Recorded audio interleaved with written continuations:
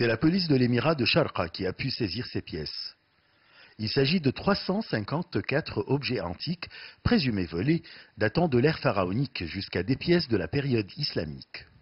À partir du XVIIe siècle, quand l'Europe a commencé à s'intéresser à l'Égypte et donc à envoyer plein d'aventuriers qui venaient, qui cherchaient, qui récupéraient et qui sortaient avec ces pièces pour les vendre aux différents musées. Ces objets sortaient normalement,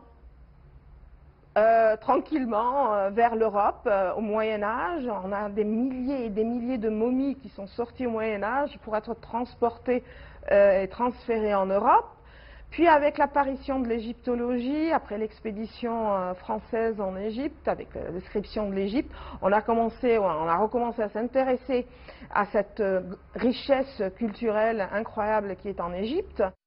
Les objets retrouvés comprennent plusieurs statues en bronze représentant des dieux égyptiens, dont Isis et Osiris.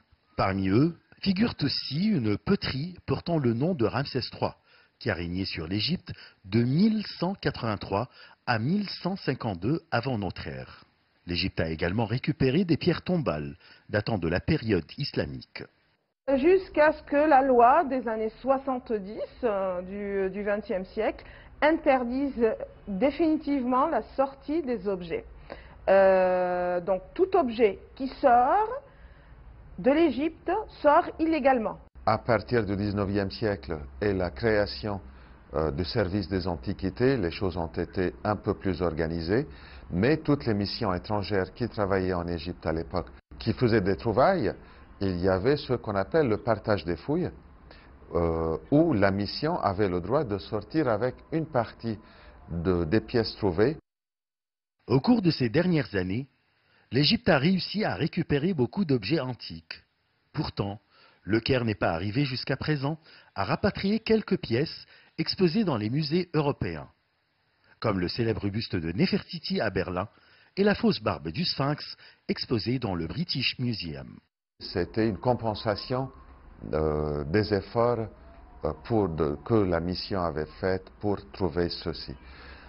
Depuis la découverte de la tombe de Toutankhamon en 1922, cette idée de partage de fouilles s'est arrêtée, mais il y avait donc des pièces qui sortaient légalement aussi de l'Égypte vers l'étranger.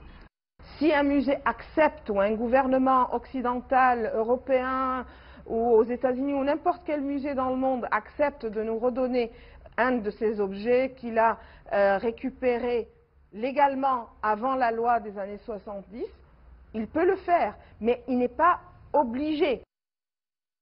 L'Égypte a également perdu des dizaines de pièces antiques qui ont été volées du musée du Caire lors de la révolution du 25 janvier 2011. Elle fait campagne actuellement pour tenter de récupérer ces pièces.